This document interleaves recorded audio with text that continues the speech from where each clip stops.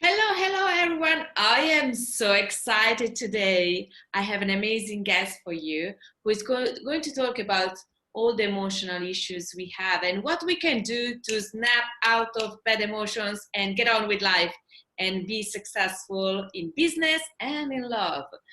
Today I have the amazing Barbara Roux-Levrat. I'm sorry if I don't pronounce this name correctly, but I'm not very good in French. And she has founded her business called Emotional Strength. She has been working with businesses such UBS, Citibank, Thomson Reuters, Zurich, Novartis, Pelican, Credit Suisse, the Global Fund, and many, many more. So she knows her stuff, like she's very good. And I would like to give a warm welcome to Barbara. Hi, Barbara. How are you?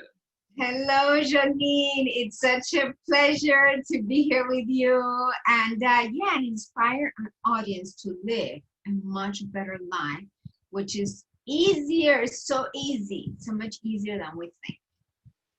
Nice, nice. And why do you say that it's much easier than we think?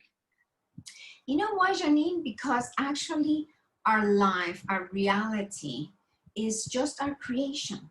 You know, we don't realize, but we don't see the world the way it is. We see the world the way we are. And when you realize that our life is our creation, then you realize if I change my thoughts, the energy I'm putting out into the universe, I'm going to receive something totally different back. And that's what I've done in my life. And I want everybody to do the same, right? And I want to do a lot more. I'm not satisfied with where I am. I want to do more. That's very powerful because, in fact, as I am a therapist and I've been studying the concept that people who think they are going to find opportunities within any day, they find opportunities. It's like when you buy a new car. Before you didn't pay attention to that car, but as soon as you're driving that car, you see it everywhere. That car was also there everywhere before, but we just weren't paying attention. So it's where we put the focus on. So opportunities are always there, and it's how some people feel that I'm going to have a good day. They're going to have most likely a good day. If you say, "Oh my gosh, today is such a bad day," it's going to be probably a disaster unless you swap out of that energy, no? Exactly, Janine. And you know, many people are stuck in trying to change the government. You know, our government is bad. I don't feel good because look who's in power, right? Or no, I want to change my husband, you know, and if he changes, then I'm going to be, oh no, I have to change my work. And, you know, we're trying to change all these things. And what happens? Only to be more frustrated because we cannot change anybody. Right? We cannot. And if you want to change the government, okay, it's going to take a long time. It's going to, right? And actually, Janine, that doesn't guarantee that you will be happy, right? Because all along, the person that we need to change is us. When we change, everything changes, right? So I think often, wow, I come from this small island in the Caribbean, right? It's a third world country, but I am living in Switzerland, close to Geneva, like it's such a stark contrast to where I grew up. But I think, okay, I didn't change my country, I changed myself. And because I changed myself, what is aligned to me is a place like this, right? So everything that we see in our lives is a reflection of what we have inside. How powerful is that? Wow. I need to work on that a bit more myself. We all do, we all do. And that's very interesting, the fact you said about when we get frustrated by politics and this and that and the partner. And it's usually what I have found out, those are just triggers. But we can't change what is outside us. And we should stop to try to change people because we know how changing is hard because we struggle to change ourselves. But yet, when we change, everything else changed somehow. It's just because probably when we change, we also put boundaries. So other people either stick with our boundaries or they lose interest. They like the toxic people and they fade away. And like, oh, okay. It's true. And also, Janine, you know, many times we have to make hard choices. I mean, I divorced my husband. I had been married 20 years. you know. And then what I realized, I spent so many years trying to change him.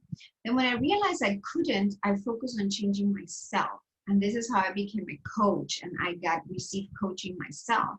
And you know, the minute, Janine, I decided and I said inside my head, okay, God, I give you this marriage. I don't want it anymore. I don't want to work on it anymore. You know, I was clinging to my marriage because I thought it's impossible to divorce. You know, I have to make it work, you know. And what I discovered in life, we don't need to do that. When I said, no, I give up this marriage, I give it to you, I don't want it anymore. But I kept my dreams. I mean, my dream was always to have a beautiful relationship, you know, where I was with somebody that we shared everything, that we were complementary in everything, physically, mentally, emotionally, socially, spiritually, right? So I kept my dream, but I gave up the how, right? I was so attached to it has to be with this man who is my husband and the father of my children. And you know what happened? As soon as I let it go and I told God, the universe, whatever you want to call it, what I wanted, 3 months later, without me doing anything, you know, I was just going about with my life. I met this man who fulfilled all those requirements, right? So I'm always amazed. Oh my God, actually, I could have always had my dream. I just had to let go of the how, right? That's very powerful. I have realized that myself too, and many of us are stuck with the how. We need to have like a kind of control on how things need to develop and unfold. But that's not how life works. When we try to control things, we put so much effort and we are struggling, hustling. So how can we let go of the how? Yeah, so true what you said, right? And the more we try to control, exactly, the harder we make our lives, right? And we feel this burden and everything is up to us, right? Because we think it's up to us. I have to figure out. No, I mean, I think it requires a shift, a mind shift to realize, Janine, that, my God, I didn't even put myself here, right? Somebody, whether you call it God or life or the universe, put me here. So somebody must know what they're doing, right? To me, this is key in being able to trust. The minute that I think whatever or whoever put me here is this energy of love, and I can trust it, then I can let go. Then it's easy to let go. You know, and then you start seeing these miracles in your life. And it is exactly true what Paulo Coelho has said, right? He said, as soon as you tell the universe what you want, as soon as you decide the what, the universe conspires to bring it to you. And I love that he says the what. The other stuff, the whom, with whom, right? It wasn't with my husband, it was with somebody else, right? As soon as we let go of the whom, the where, the when, all the how, all these details, we open up ourselves, Janine, to so many possibilities. It's like we're giving the life, the universe, carte blanche, right? It's like, look, this is what I want. You decide the rest. And Oh, I the more, love it. can you imagine? And the more we open up, like physically, Janine, the more we let go, the more peace, the more relaxed our body is, and the more then we get into the flow of life. The faster we manifest things. I love it. I love it. And that's a very interesting point you said, to not decide with who. I have read somewhere, I don't remember who said that before, but it's not fair that you force somebody or a situation to fit into the dream. Like literally, as you're saying, let go with who and the how. Because as you said, you were trying to make your ex-husband the great guy you wanted because you know that person existed, and you were trying to mold him into someone he was not. And when you let go of him, then another person that you never knew, you never met, was that one. So it's like sometimes we tend to hope that that person is going to be the right one for us, but often universe or life or God, whatever you want to call it, has better plans for us. And I have noticed in the past, when I've let it go, my mind got mind blowing. I got even better than I expected. And when I was not expecting it, because when I Yes, go, yes, exactly, Janine. Because in fact, we have such limited thinking. This is what we have to realize. And life, the universe, can think so much bigger than us. So I give you one example from my own life. I remember one of the points that I really didn't like about my ex-husband was that he was not affectionate, like physically affectionate, not somebody who likes to touch, who likes to hug, who likes to kiss, he was not affectionate. And for me, that's really important, right? And now I think, oh my God, I was being so unfair because it's just not in his nature. And you know that my daughter has helped me understand this, because my daughter is now almost 20 years old. And she tells me, oh gosh, mom, I realized I'm like dad. I'm not a very tactile person. I'm not very physically affectionate. And I think, oh my God, that was so bad of me trying to force my ex-husband to become something that he's not, right? So in fact, we're being unfair with the other person. And now I found somebody, this wonderful man who is as tactile as I am, as affectionate as I am. And it's just like, wow, it's so easy. And sometimes we think, yes, it's hard because life is hard, right? If you struggle at your work, it's normal. Life is hard. If you struggle in your marriage, it's normal. If you struggle with your children, it's normal. And Janine, I've realized, wow, the more I apply that to my kids as well, the more I respect my boy. I have a 22-year-old son. I used to try to control him as well and mold him. And now I'm like stepping back. No, I'm going to just allow him to be who he wants to be and help him figure out who he wants to be. And our relationship has been transformed, with this respect, right?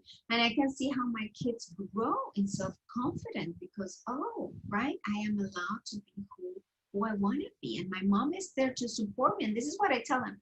I'm here like God is here to help you. You need help? Ask me, I will help you, right? I'm not here to judge you, to tell you what to do, to change you. No, I'm here to serve you. And it feels so good to me. how can parents or even partners do that to allow the other person to be themselves? What's the thing we need to do to become better wives, partners, boyfriend, girlfriends? Yes. Just, I realized, a long time ago, I was so focused on, we have this image of love. Like love is, passion, and love is this, dependency. And if you are not doing this, I'm dying, right? Because Hollywood sells us this idea of love, right? But through my marriage, because it wasn't working right, I realized, wait, no, the base of every relationship you need, doesn't matter if it's with a partner, child, colleague, friend, is respect. Right? This is what we have to aim, to have respect in every relationship. And in my life, if somebody cannot respect me, then they cannot be part of my life. I mean, they really cannot. Then I keep them at a distance, right? But the base is respect. And once you have respect, then you're like, okay, they want to do that, fine, right? I have to respect them. Now, this will show you, is this the right person for me? Because if I allow, let's say my ex-husband, I learned to respect him. Okay, he wants to do that, fine. He wants to say this, fine. At the end, it becomes more obvious. Is this the right person for me? Right? When there's respect and he's being his true self and I'm being my true self, do we meet?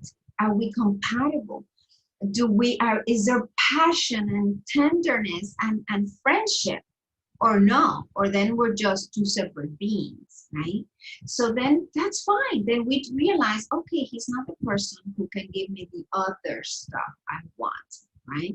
Because in a relationship, in a couple, you want everything. You don't want just respect. You want to go to the next level. You want friendship. You want intimacy. You want passion. You want tenderness, right? But the base is that respect. That will show you a lot. Awesome. And Barbara, you are specialized to help people to break free to be too nice or push over or feeling more self-confident, or also the classical people pleaser. Yes. Why did you decide to break Yes, I know you have a bit of history with this, so would you like to share more about it? Yeah, with pleasure. Exactly, Janine, right? We always teach what we needed to learn previously. So you can imagine I grew up in Latin America, and that's a very chauvinistic society. On top of that, I grew up in a very religious, strictly religious home, and very much, yeah, where the women are subservient to men, right? So it is common in my culture for men to speak, in a bad manner to women, not respect to them. Actually, it's seen as this is how men are. Men are selfish. We have to accept that men are selfish. Oh, men have bad characters. You have to accept that, right? Oh, don't get him angry. Speak softly because then you're going to get him angry. And on top of that, Janine, that Christianity, unfortunately, has a lot of chauvinism. You can, of course, the Bible, Christianity has a lot of everything. But I've seen there is an undercurrent of chauvinism. And when you combine a chauvinistic society with Christianity, oh my God, they're going to pick out all the verses that confirm there's the chauvinism, right? So this is where I was coming from. And so I married a man with a big ego, and it was his way or no way at all, right? And to me, this was normal. And we accept in our lives, whatever is normal. Everything, right? Whether it's poverty or wealth. If it's normal, we allow it into our lives. It's going to be part of our lives, right? So chauvinism and this attitude was normal to me.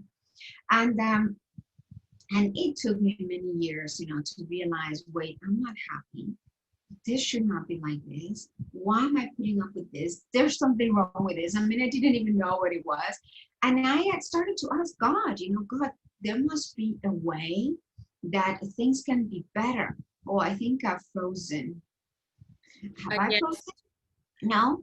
I can see you frozen. I can hear you, but the video somehow is frozen. Oh, this is a shame. Oh, no. Let me see. The funny thing is that you can hear me perfectly. Yes, I can hear you clearly. Somehow the video got... You know what you can try to do? Stop the video and then restarted it. And I will do the same. And so probably it's a bandwidth problem. Okay. Okay, now I can see you. That's good. Ah! Phew! Okay. Sorted. Yeah, at least we found a solution. Okay, so where was I? Oh, yes. Okay, so I'm going to take over. So I had to go on this journey to try to find out what was wrong. And I actually asked God, God, there must be tools that can help me and help women around me, because I could see this was a common problem of Latinas married to Europeans. I was living in Zurich at that time. And this is how I ended up in coaching, and I became a coach, and I got a coach myself to deal with my own issues. And I was able to break free and change so much. And I have to tell these women, people pleasers, Janine, that it actually felt like my heart was being ripped apart. The moment, Janine, that I realized, okay, no, I'm not going to go back to my husband and pretend everything is fine after I feel so hurt. I feel like the moment I broke that addiction, that dependency, it felt like somebody was ripping my heart out. Isn't that amazing? But it was worth it. And that's what keeps us, Janine, and that's what keeps us in this addiction, because people pleasing is an addiction. It keeps us there because for a while to get rid of that is so painful that we always avoid it, because we think, we are convinced because of our childhood traumas, this is the end of the world. If I lose this person's love, if I lose this relationship, this is the end of the world, right? Mm. But Janine, what I want to tell people, and this is my specialty, actually it's so easy to heal when you're with somebody with the right tools, right?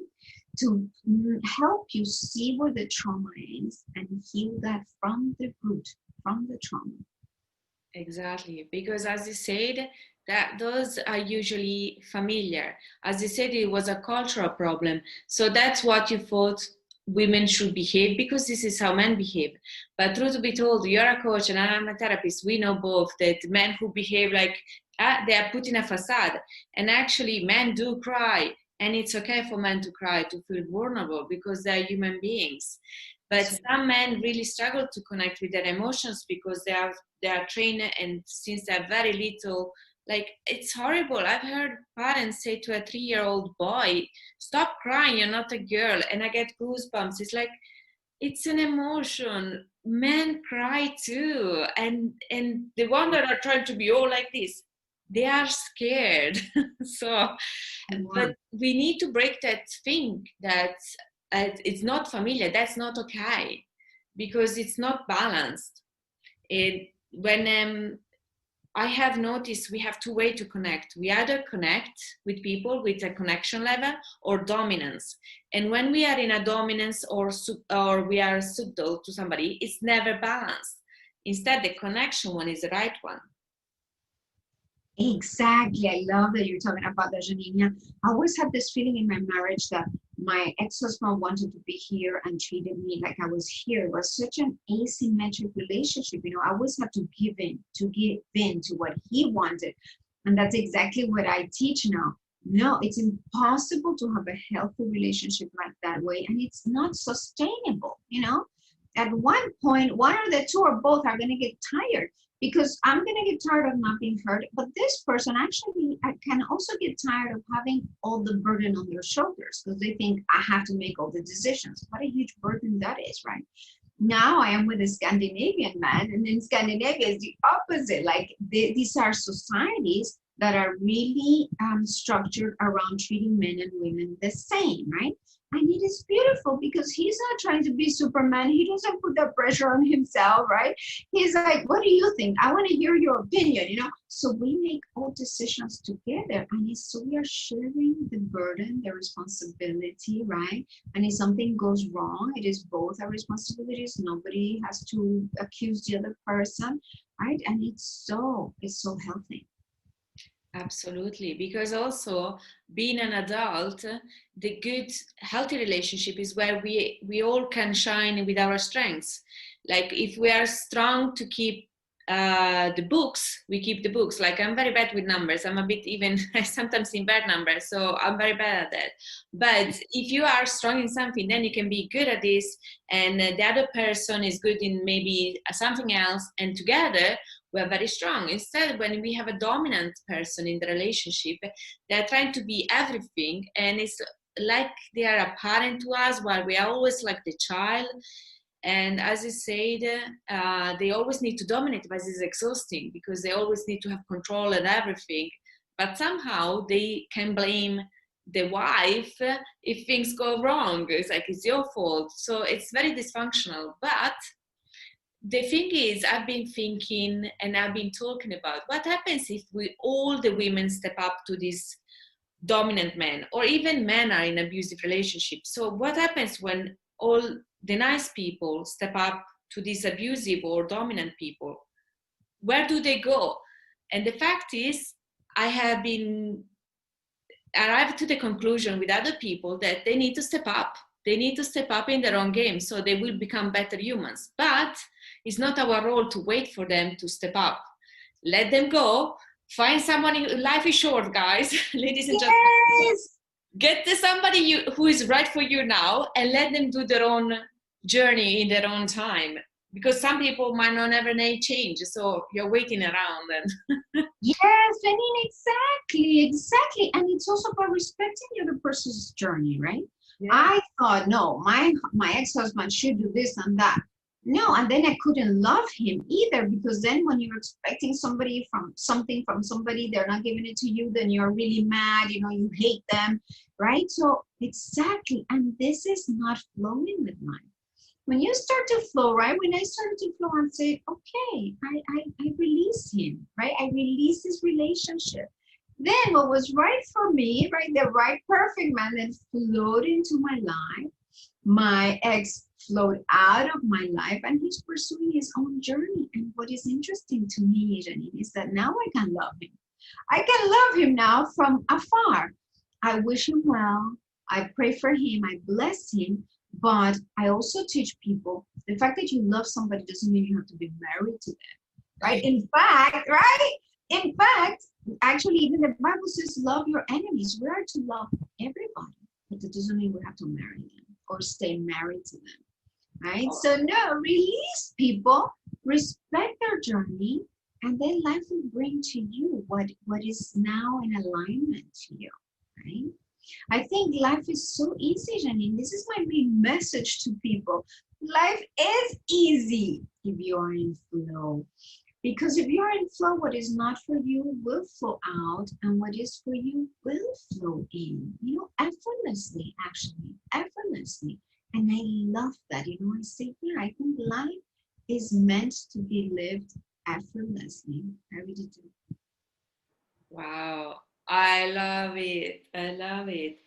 And when you work with your clients, how can what's the process? Like, how can you help them to heal? Because like you help people, women, to help them to heal relationship where their partner don't respect them, where they are stuck in an unhealthy relationship, and often we don't know what we want, and we are incredibly indecisive, we are full of self-doubt. So how do you help a woman who has and we set the love cramps? I love, these are all things that I found on your website. I was like, yes, yes, yes, yes, we do these.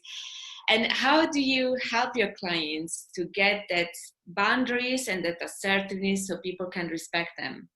Yeah, I love this question, Janine.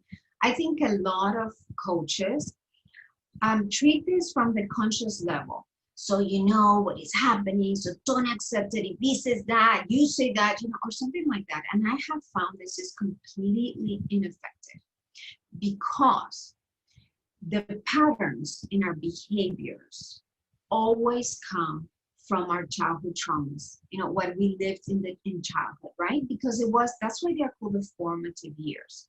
So I will give you an example. If somebody has this pattern of, oh yeah, no, the other one is always right, the other one is always right? So I have to give in, and I am subservient to this other person.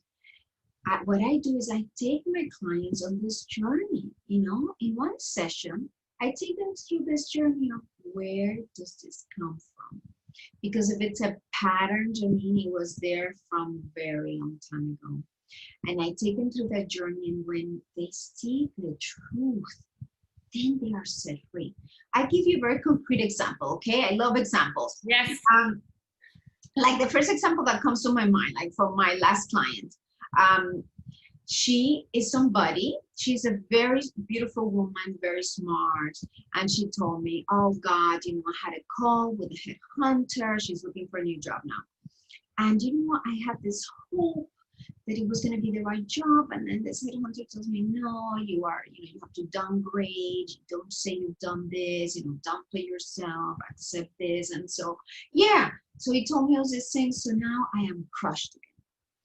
And then, okay, so you have this hope and then you're crushed. So then I start to ask her questions, and I discover this is a pattern in her life, which always is, right? I mean, when somebody feels something strongly, I automatically know it's a pattern. And it was just a trigger. This headhunter was a trigger to something very deep inside the person. So I take her through this journey. What do we find? When she was 6 years old, Janine, her mother was an alcoholic. And she described to me how every day she would come home from school. She would come home from school. And she would be hoping, I hope it's my mom who opens the door and not this monster that she becomes when she drinks. Or I hope somebody opens the door. Sometimes nobody would open the door. So she would tell me, yes, I had this feeling of, I was hoping, please God, that is my mom. And most of the time it was not, and she would feel this crushing feeling. And I told her, do you see how it's exactly the same feeling what you felt yesterday at the age of, she's almost at 40 something. At 40 something, you had the exact same feeling you had when you were 6, 7 years old. Yeah. Right? And people are like, oh my God, it's so true. I'm just reliving this that I had with my mom. And I love it, Janine, because then it's like, it's a revelation to people, and it sets them free. And then I tell them, okay, so how are we going to change that pattern? So I want you to be back at being that little girl of safe. How Are you going to deal with this differently so that you eliminate this pattern from your life? And people always come up with the answer, you know. So she came up with this, okay, I'm going to imagine that now I have my own house, right? And people always come up with a solution. And then we work on integrating that into now their nervous system, because it's their nervous system that is being triggered. And it's amazing, Janine. After one session, then when next time we speak, she's like, oh my God, Barbara, you know what happened, you know, whatever. I spoke to it, you know, it's always like a huge change. And already I asked her, so if you would have this call again with your headhunter, what would have happened? And she told me, oh my God, after 5 minutes of hearing about the description, I would have told this person, look, obviously, this is not for me. Thank you very much for your time. Bye. Exactly. Right? So, no, and this is why I love, right, our work that we do. I love this coaching because it's setting people free from the lies they've been believing, from their own minds. And it's so powerful how you empower this woman. But I've noticed this is a kind of a pattern that happens often. Like she was like, I have done this, and then this headhunter is telling, don't say that you done that, dim down your light. And it looks like to me that headhunter would rather sell her CV as an average, but most likely that is liked, than have something that was out of the thing and that could stand out. So I think she just should work with another headhunter that is not scared to present an outstanding CV that is original, that has something that put the other one uncomfortable. But Janine, but the key here, actually, she created that headhunter. Oh yeah. Yeah. You see, this is a lot deeper. This is where it is. This is where we think, oh, I need to change a headhunter. Actually, it's deeper. Why did you attract that headhunter to begin with? Why would a headhunter dare to tell you that? I can guarantee you that headhunter would have spoken very differently to someone else. She created that, Janine, because she had this pattern already. Whenever I have my hopes up, I am crushed.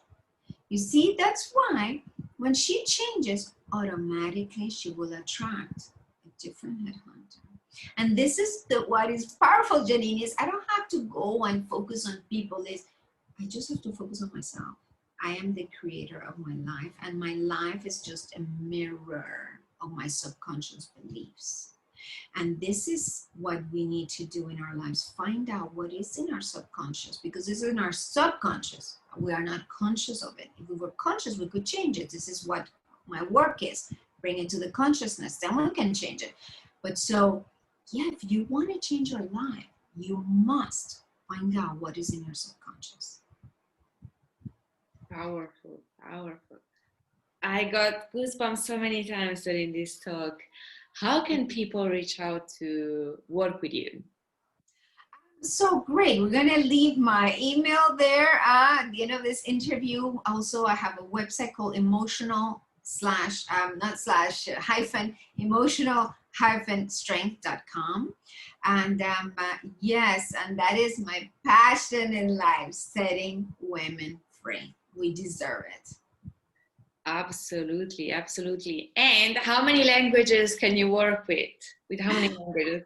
Actually, I coach in 3 languages, so English, Spanish, and French. I speak German, but my German is not good enough to coach in German, you know, because you really have to go deep, right? And but English, Spanish, and French, I hope it's enough. Probably 1/3 of the world you covered. Yeah. Maybe even more. Yeah, because actually a lot of us speak English, so I guess you're pretty good to go. And I have read that Spanish is one of the most common language in the world. Actually, I think the ranking is Chinese is number 1, Mandarin. Yes, Mandarin is number 1. I think English is number 2, and Spanish is number 3. You know, it's something like that. But those 3 languages hold the top 3 positions. So yeah, I'm only missing Mandarin. Barbara, it was amazing to have you. It's always a pleasure to speak with you. And if you have any comments that you would like to ask her something so we can invite her again on the podcast, write in the comments below so we can invite her again to another podcast. And if you want to work with her, check on the description and I will put all her contact details so you can contact her directly. Barbara, it was amazing to have you on board. Much love. Thank you for the inspiration and Oh, the entertainment. You're amazing. And I love your oh, project of helping us to become more powerful, more badasses. yes, yes. Oh, Janine, thank you really so much for inviting me and helping me spread my message. This is what I've asked. This is what I put out into the universe now. I said, universe, I want you to, yes, help me reach the whole globe. Help me reach the whole globe, right? I don't know how, but look, you popped up into my mind. I didn't go after you, right? You popped into my line. So yes, so this is what I put out into the universe. I want my message of liberation and ease, right? To reach the whole world. So thank you so much, Janine, for helping me do that. And thank you for the work that you are doing on behalf of women. We need that. I think the world is going to be an even more amazing place when women hold the right place, when we have this balance, right? Because nature shows us that when there is balance, things are work so well.